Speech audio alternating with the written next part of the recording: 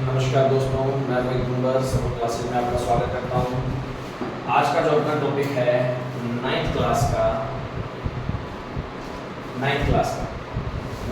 का जो टॉपिक है अपना नया चैप्टर अपने स्टार्ट कर रहे हैं चैप्टर नंबर 6। चैप्टर का नाम क्या है? Line and angle. तो सबसे पहले तो नेम से ही पता होना चाहिए कि लाइन किसको बोलते हैं, एंगल किसको बोलते हैं, इन चीजों का पता होना चाहिए। लाइन क्या होती है? लाइन एक नाम आता है लाइन, एक नाम आता है रे, एक नाम आता है लाइन सेगमेंट। तीनों में फर्क है। लाइन तो ये होती है कि ऐसी कोई एक लाइन अपने खींच ली, उस पे दोनों साइड में एरो के साइंस लगा दिए। इसका मतलब होता है कि इस लाइन को आगे इस साइड में भी आगे बढ़ाया जा सकता है और इस साइड में भी आगे बढ़ाया जा सकता है अपनी मर्जी के अकॉर्डिंग। ठीक है, इसीलिए ग्राफ के अंदर अपने ये तीर के निशान लगाया करते हैं, एरो के साइन लगाया करते हैं। ठीक है ना, ताकि ये आगे कितना मर्जी अपने एक्स से ले लेते हैं इसको। दूसरी बात, उसको तो बोलते हैं लाइन। रे किसको बोलते हैं?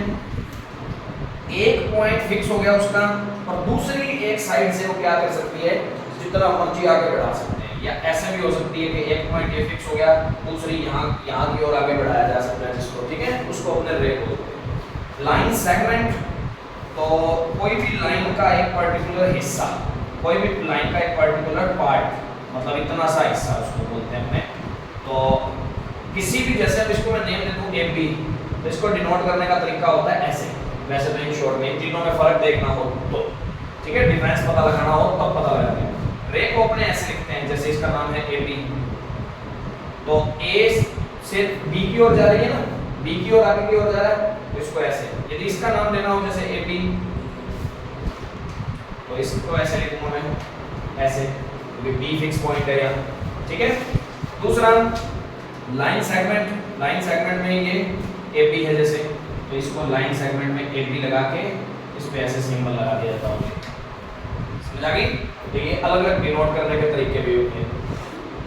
लाइन, रे और लाइन सेगमेंट में भी फर्क पता होना चाहिए। सबसे पहली बात, लाइन से रिलेटेड बात क्लियर हो गई। अब बात करते हैं थोड़ी सी एंगल से। एंगल क्या होते हैं और कौन से एंगल को क्या नाम दिया जाता है, कैसे एंगल को क्या बोलते हैं, ये पता होना चाहिए अपने को। अब बात आती है एंगल। एंगल कब बनता है? जब दो लाइंस इंटरसेक्ट करे कि ना करे वो बात की बात है, और दो लाइंस आपस में किसी एक पॉइंट पे मिल रही है ना, तो वो एंगल बनाएगा उस टाइम पे। ठीक है, दो लाइंस जो भी हैं, चाहे यहीं इस पॉइंट पे दोनों आके मिल रही हैं तब कोई एंगल बनेगा, ऐसे है तब भी कोई एंगल बनेगा। ये बीच में बनने वाला जो होता है ये एंगल होता है उस टाइम पे। ठीक है, कि उसका जो कितना उसने आगे जाके ये इसने कितना आगे जाके इस तरीके से वे करती है, जो कोई भी लाइन ऐसे मूव करके दो लाइंस आ जाएं, उनके बीच में जो भी बनता है ना, ये एंगल बनता होता है। ये चीज ध्यान रखनी है। तो ये तो तुमने पढ़ा भी होगा। अब एंगल के बारे में थोड़ा सा पढ़ना है कि एंगल, कौन से एंगल कहाँ होते हैं, कैसे होते हैं, किसको क्या बोलते हैं। ध्यान देना भाई, एंगल में एंगल बनाने के लिए एक नाम होता है, एक नाम है राइट एंगल, दूसरा नाम है ऑब्ट्यूज एंगल, तीसरा नाम है ऑब्ट्यूज के बाद कौन सा? नहीं, ये पढ़ देना। देखिए इसमें 3-4 नाम और भी हैं हमारे बुक के अंदर, वो भी सारे बताए होते हैं। एक है straight line, straight angle, straight angle.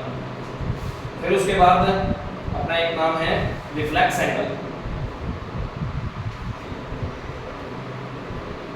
फिर उसके बाद है एक कॉम्प्लीमेंट्री एंगल, कॉम्प्लीमेंट्री एंगल्स, और एक होता है सप्लीमेंट्री।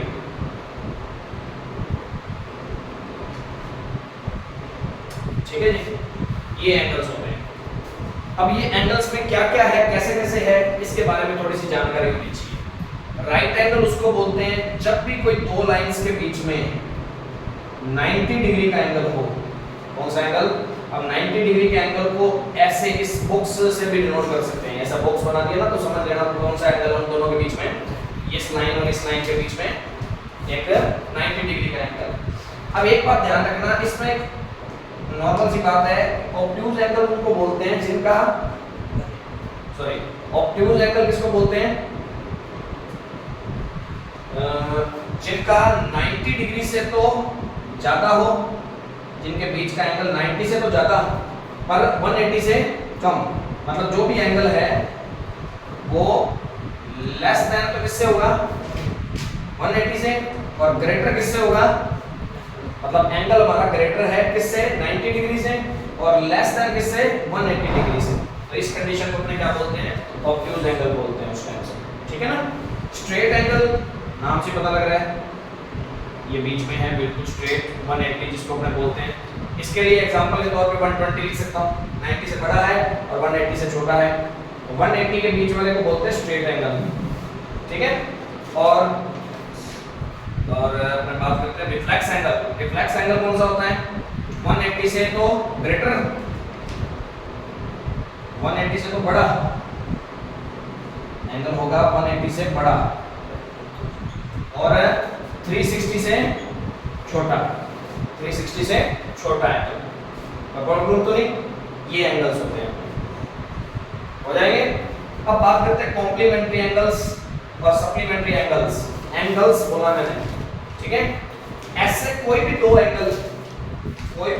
एंगल का पेयर, ठीक है, ऐसा पेयर कोई दो एंगल्स का जिनका सम क्या है 90 डिग्री आ जाएगा, तो उसको कॉम्प्लीमेंट्री बोलते हैं। जैसे कि 45 और 45 ये दोनों आपस में कॉम्प्लीमेंट्री हैं।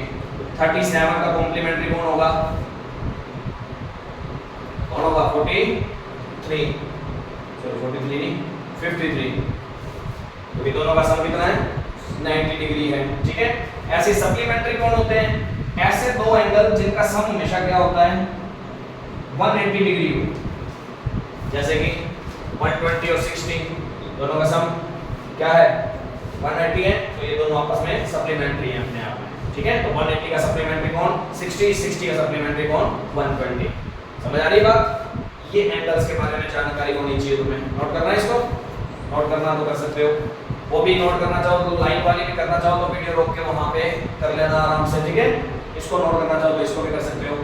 लाइन रे और लाइन सेगमेंट, उनमें भी फर्क पता होना चाहिए पहले तो, और इनमें भी पता होना चाहिए। फिर इसके बाद अपना जो मैटर आता है वो स्टार्ट करेंगे।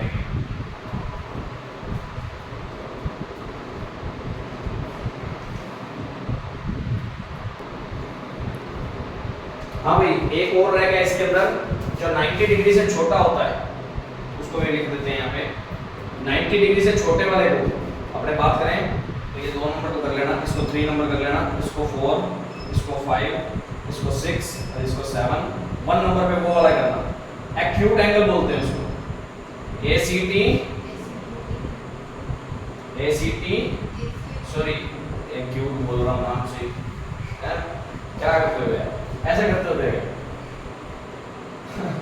एक्यूट एंगल कौन से होते हैं?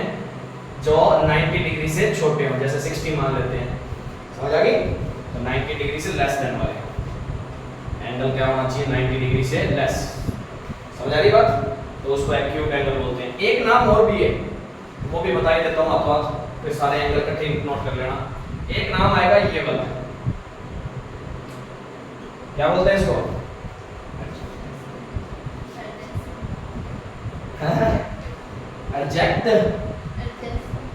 एडजेसेंट, हाँ, तो ये वाले एंगल भी होते हैं। इनको एंगल को कौन से एंगल बोलते हैं? ऐसे दो लाइंस या ऐसा एंगल जो किसी एक ही पॉइंट से निकल रहा है, ये दो लाइन से मिलकर एंगल बनता है, और उनका एक कॉमन वर्टेक्स होना चाहिए।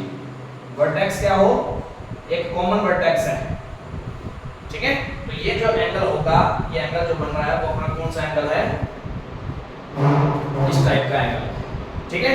अब एक एग्जैक्ट एंगल हुआ नहीं पूरा, कॉमन वर्टेक्स कॉमन होना चाहिए।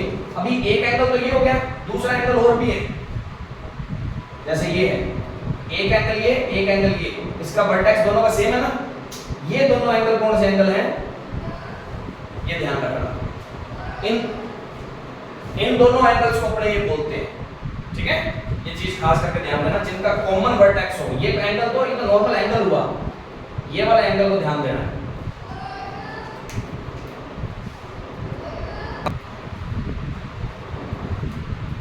तो ये चीज अपने को ध्यान देनी है भाई, इस तरीके से अपने इसको एंगल्स के बारे में अपने को नॉलेज होनी चाहिए, इसको क्या बोलते हैं, कैसे एंगल होते हैं, जिनका कॉमन वर्टेक्स कोई भी हो सकता है, वर्टेक्स एक ही हो और एंगल दो बन रहे हो उसी वर्टेक्स पे, लाइंस अलग अलग बन के। अब एक एंगल ये हो गया, एक एंगल ये हो गया, मान लो कि ये है, ऐसे है कोई एंगल, तो ये एंगल और ये एंगल भी क्या है आपस में, क्योंकि इनका एक ही वर्टेक्स है, ठीक है। हिंदी में बोले तो शीर्ष एक ही है इसका, पॉइंट एक ही पॉइंट से दोनों एंगल बन रहे हैं, ये भी बन रहा है और इसी पॉइंट से ये एंगल बन रहा है, समझ आ गई। तो इस तरीके से इसको बोल सकते हैं। तो इसको मैं हिंदी में बताऊं तो ऐसे बोल सकते हैं, न्यूनकोण, समकोण, और इसके बाद ये सरल रेखा का कोण, सरल रेखीय कोण, रिफ्लेक्स में इसको बोलते हैं शायद बड़ा, इसको बोलते हैं हिंदी में पूरक कोण, और इसको बोलते हैं समपूरक कोण। इसका एक बार के लिए एक बीच में नाम आता है यजुर कोण और एक और नाम आता है, इसको बोलते हैं अधिक कोण। ये इस तरीके से यजुर कोण, समझ आ गई, हिंदी में इस तरीके से बोला जाता है। तो ये एंगल्स के बारे में और लाइंस के बारे में थोड़ी सी जानकारी थी, इनके बारे में अपने को जानकारी होनी भी चाहिए, फिर अपने आगे इस बातों को ढंग से समझ पाएंगे। तो यदि वीडियो अच्छी लगी हो तो लाइक और शेयर जरूर करें, ज़्यादा से ज़्यादा चैनल को सब्सक्राइब करवाएं, और कोई भी प्रॉब्लम आपको लगती है तो आप कमेंट बॉक्स में बता सकते हैं। और वीडियो देखने के लिए आपका बहुत बहुत धन्यवाद, थैंक यू।